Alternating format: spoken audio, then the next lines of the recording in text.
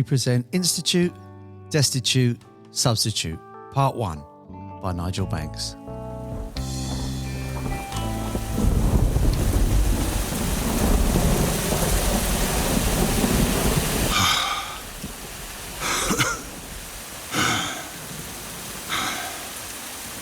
Blow winds and crack your cheeks. Rage. Blow. Oh, I'm getting too old for this.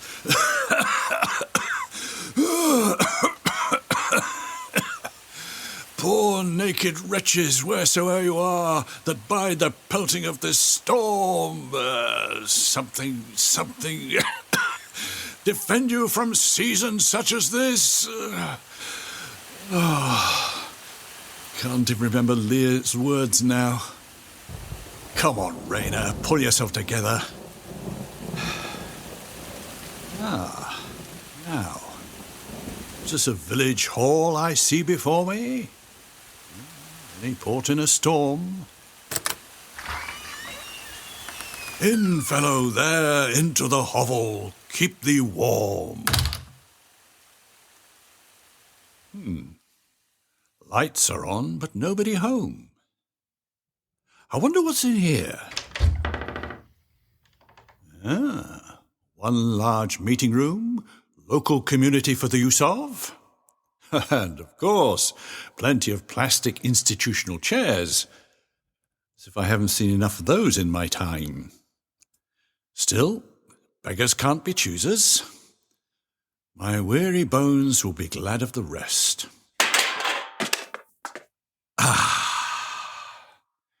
That's better.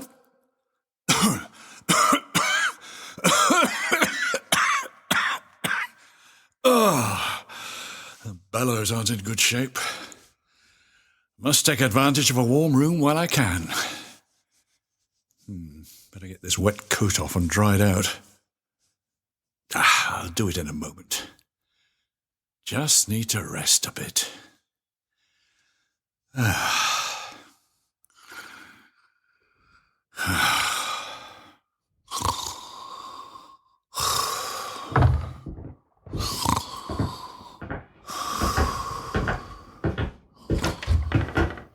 are you? What are you doing here? Just a passing stranger having a bit of a rest from the elements. You can't stay here. This hall's always booked for us. Second Wednesday evening every month between 7 and 9:30. Patricia Blenkinsop, our secretary, always block books it at the start of every year, so you'll have to make yourself scarce, I'm afraid. I see. And for which august body am I to make way, dare I ask? The WI, of course. The Jam and Jerusalem Brigade.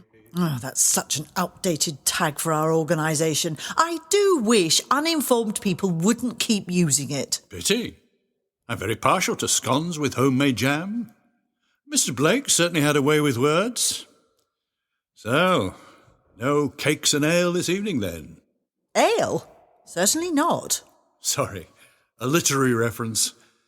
I meant you're not serving up the traditional tea and confections for which the WI is so renowned. Well, yes, obviously we will be having refreshments during the course of the meeting. Linda Matthews is bringing her lemon drizzle cake tonight. Oh, to die for. Won first prize in the regional baking competition, light sponge category. And I've made my coffee and walnut cake, which always goes down well. One of my better efforts, even though I do say so myself. Gave a slice to hubby for him to sample and he gave it the thumbs up. Always been my sternest critic. Anyway, never mind all that. You won't be having any because you won't be here. Now, would you kindly be on your way so I can get this room ready, please? Could I just stay a bit longer? Please? I promise I won't get in the way. I'll just sit in the corner. Or I could give you a hand if you like, shifting the chairs and that. I'm perfectly capable of doing it myself, thank you. I have a set routine. Of course you do. I beg your pardon? Nothing. Not important. Right, well, chop chop, shift yourself. Oh, well, no room at the inn. Suppose I'll have to brave the elements. Was it still throwing it down when you came in? Slackened off, thank goodness. I say, is everything all right? I'll be fine. I get a bit short of breath sometimes. Old age catching up with me. What time is it? Just gone 6:30. Left it a bit late to get my domestic arrangements sorted out for the night. Well, there's a B&B 100 yards away at the end of the village. Alice Sowerby usually has vacancies midweek at this time of year. She may well do, but I fear funds will not stretch to such palatial accommodation. So where will you spend the night then?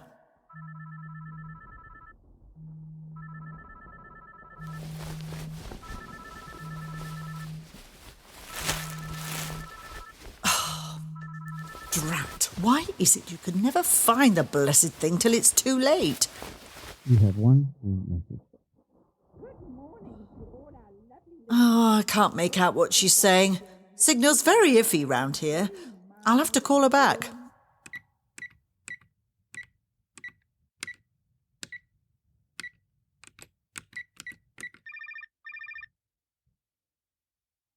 Hi, Norma. Sorry, I couldn't find my flipping phone in time, and then your message was indecipherable. Terrible signal as usual. Can you hear me? Great. So, what was it you wanted? Remembered the what? No, I haven't. I'm already at the hall setting up. You know me, Norma. Always like to be too early rather than too late.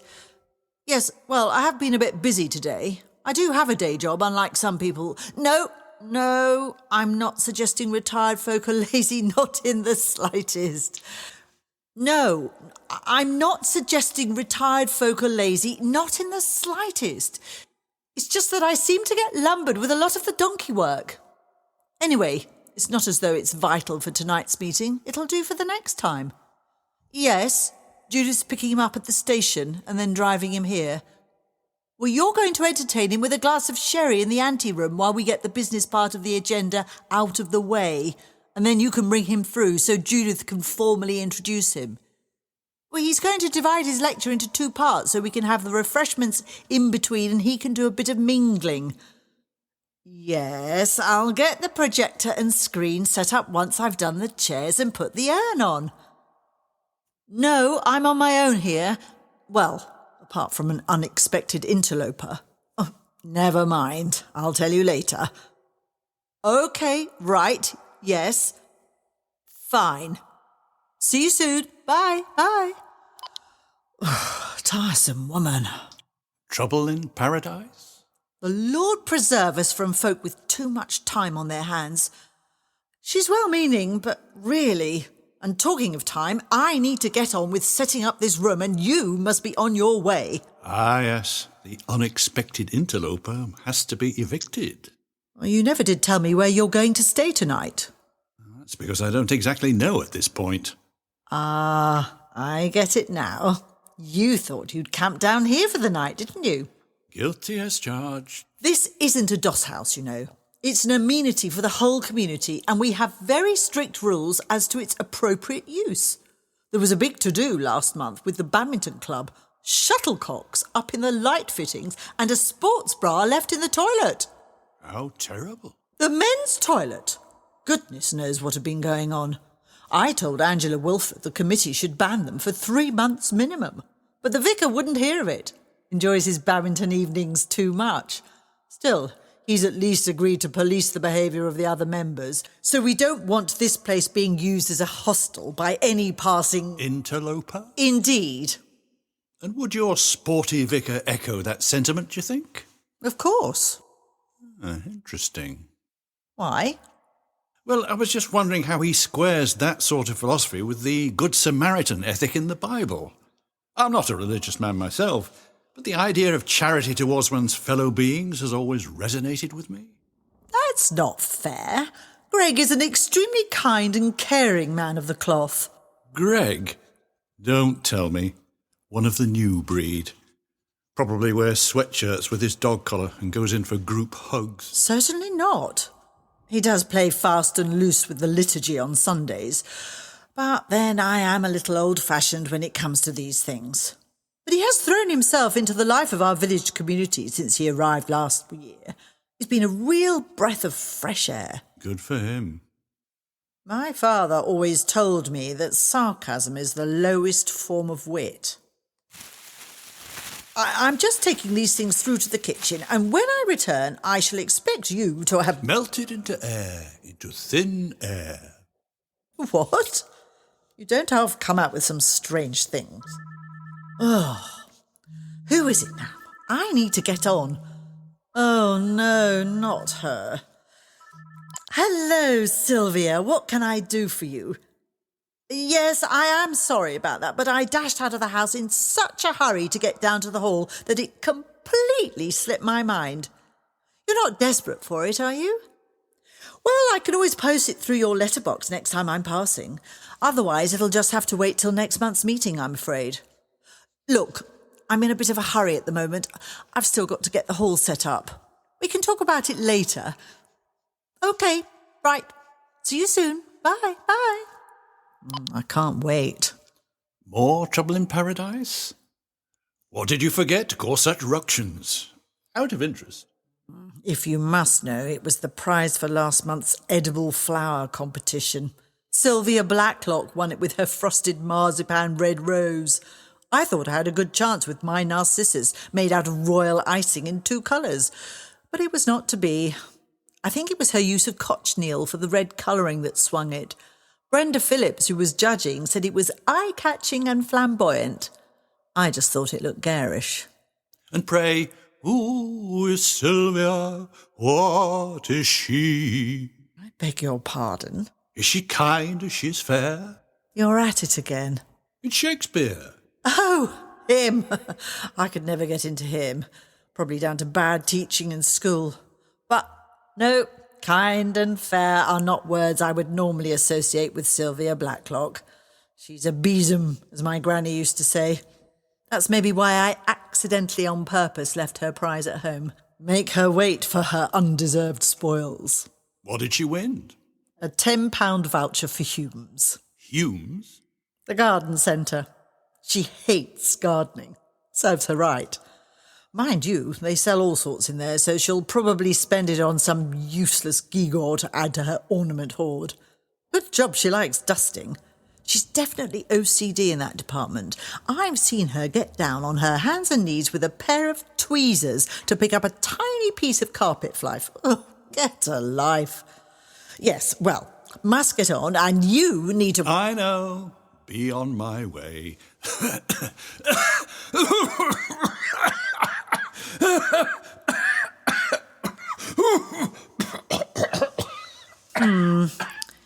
If you're playing for sympathy by staging a coughing fit, it's not going to work. I've asked you politely to leave, and if you don't comply, I'll be forced to summon the police to evict you. Oh, that's a bit of an overreaction.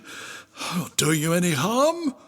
Sorry. Yes, I've had a bad day at work. I dare say. There's no need to take it out on me. My day hasn't exactly been a roaring success either. And at least you've got a secure home to go to, and a warm, comfy bed to sleep in. For which my husband and I have worked hard to be able to afford, not scrounging benefits or begging on the street. My husband and I? Who are you, the Queen? Certainly not. I'm no defender of inherited wealth and privilege. At least we have that in common. But I don't agree with the nanny state either. I think people should take more responsibility for their own lives and not expect free handouts all the time.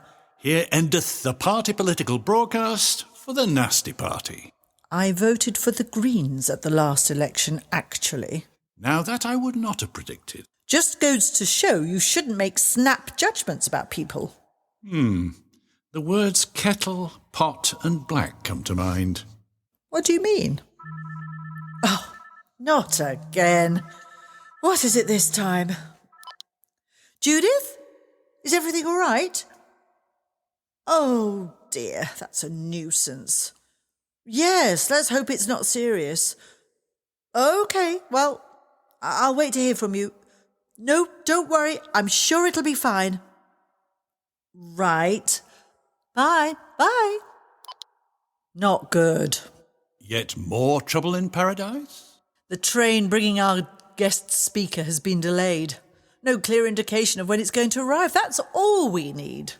Who is your speaker, if I may make so bold? Dr. Miles Addison from the Archaeology Department at Manchester University. He's a cousin of one of our members. She persuaded him to come up and talk to us about the recent discoveries of Roman and Viking artefacts in this area. Sounds fascinating. To some folk, maybe. Not really my cup of tea. Be lucky if I can keep my eyes open. Had a hell of a day at work. But it makes a change from talks about crochet patterns or 100 things to do with a courgette. Now then, I hope you're not going to lower the tone with cheap innuendo. Perish the thought, good lady. However, it does beg the question of this wonderful new go-ahead version of the WI you were peddling to me earlier. Sounds very much like it always was when my dear old Ma was a member back in the 60s. At least tell me you did a nude calendar like those girls in Yorkshire. You know, the one they made the film about. No, we certainly did not. I never thought that was a good idea in the first place, and then allowing it to be turned into a film, so degrading. All in a good cause, though. Plus it opened the door for many other inventive fundraising schemes by other charities. Oh yes, it did that all right. I just thought it was a cheap and undignified way to chase publicity. These days, the end always seems to justify the means if you say it's all in a good cause. Always helps to be a trailblazer. So it must have raised your profile. Boosted your membership? Not round here. This branch was in danger of folding completely. Only a handful of stalwarts left. It was the building of the new housing development in 2009 that saved it. Big influx of young professionals wanting the rural life, but within easy commutable distance from the city. We moved here a couple of years later. There wasn't an awful lot going on in the way of a social life. The pub had closed down. I came in here to vote once and saw the poster for the WI on the notice board and decided to come along to a meeting and see what it was like. And you've been coming ever since. Yes, well, it helped me to get to know folk here and make some new friends. Gives me a focus as well as taking my mind off work. Which is? Hospital administrator. Not easy these days with the cutbacks. Indeed. What about you? What about me? Work? I'd rather not talk about it. Which suggests you're either an undercover agent or one of the 1.36 million unemployed in this country. Ah, my secret's out. Now I'll have to kill you. Not funny. No, I didn't raise much of a smile when I was made redundant. Forced out, more like. The university was looking for ways to save money, and I was an easy target. They'd appointed this new HR woman to rationalise staff dynamics, to use the current euphemism. She called me into her office to tell me my services were no longer required, and then offered me this derisory payoff. Apparently, I could have taken my case to a tribunal, but was told, not very politely, that given my poor attendance record in recent years, I wouldn't stand much of a chance. So, better to take the offer and save everyone's time. Sounds like good advice. The number of pointless tribunals I've had to attend. But everybody knows their rights these days, so you have to go through the charade. Oh, you prefer a return to the good old days, presumably. No employment protection, healthy working conditions, sick pay. Or going the whole hog and take away our voting rights, starting with women, as they were the last to be granted them a century ago. Of course not. Don't be ridiculous. Just flying a kite of innoxious hyperbole. Don't take it to heart. Well, I mightn't if I knew what it meant. You seem to enjoy talking in riddles. I take pleasure in being able to express myself using refined, literate language, if that's what you mean. Oh, get you. You prefer to call the proverbial spade a shovel, I presume? Yes, I flipping well do. All right. Try this on for size, then. My wife died of pancreatic cancer 3 years ago. I had to watch her suffer an agonising decline through bouts of pointless chemo and radiation treatment, the side effects of which were often worse than the disease itself. I had to take time off work to take her to hospital and then become her full-time carer. The university was sympathetic to begin with, but after the regime change, it was made clear to me that I was surplus to requirements. The tribunal would have taken that into consideration. A decent union rep could have got you an enhanced redundancy settlement, if not a reinstatement. If I'd still been a union member, maybe. I had a falling out with it some years ago and withdrew my membership. Short-sighted of me, probably, but I don't think the union could have done much to help. The university wasn't going to run my specialist course the next academic year anyway. Not much call for medieval and Elizabethan theatre studies in our wonderful, postmodern, technology-obsessed world. Yes, well, it's not the sort of thing I'd be signing up for, so I can understand the need for the university to rationalise its resources. Could you not have offered something more relevant? Ah, yes, relevant. You mean something like the deconstruction of the pop video, or the socio-economic impact of the soap opera? You may laugh. Those course titles, or something very similar, were actually on the curriculum. Not really me. Yes, I can see that. But what I don't get is how you've ended up here.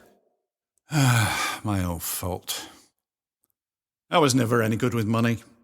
Shirley always used to take care of all the practical side of things. After she died, I fell into a deep depression and got myself into debt. That's when I stupidly allowed myself to be ripped off by one of those financial scams. They took me to the cleaners and I had to sell the house to repay what I owed. What about family or friends? Couldn't they have helped out? I don't have anyone, really, now Shirley's gone. Nobody close. No children? A son from my first marriage, but he emigrated to Australia years ago. Haven't heard from him in ages. We were never close. I've probably got grandkids out there I've never seen. That's too bad. You got kids? No. I couldn't have any. We did talk about adoption, but it never came to anything. Both of us were focused on our careers, so we put our energies into those and having exotic holidays. We both love to travel. I've got cats instead. I suppose they're my children. I would like to have a dog, but with us both out at work all day, it wouldn't be fair. Maybe when I've retired, Talk about wishing your life away. No, you're right. Best foot forward, count my blessings, or whatever mindfulness cliché you can come up with. Lord, is that the time? Folks will be starting to arrive soon and I haven't got the place ready yet. Too busy yakking with you. So, if you don't mind, could you be on your way, please? Right. Would it be acceptable if I use the facilities before I go? Oh, yes, of course. The gents' second door on the right down the corridor. I say, what's wrong with your foot? You're limping. Oh, just blisters. Occupational hazard for the itinerant. These shoes were kindly donated to me when my old ones gave out. They're a bit tight. There's a first aid box in the kitchen. There'll be some plasters you can use. Thank you. What's your name, by the way? I forgot to ask. Does it matter? I'll be gone soon. I don't suppose we'll ever meet again. I know, but I'm Lydia. Lydia Greenwood. Charmed, I'm sure. The name's Rayner. Pleased to meet you, Mr. Rayner. Are you really, though? Am I not rather an inconvenience? The unexpected interloper who's added to your troubles in paradise? You won't give me a second thought once I've gone. Just another chance encounter, best forgotten. I get them every day out on the road. Well, that's very cynical. I prefer to call it plain speaking, which is what I thought you liked, isn't it? Excuse me. Nature calls.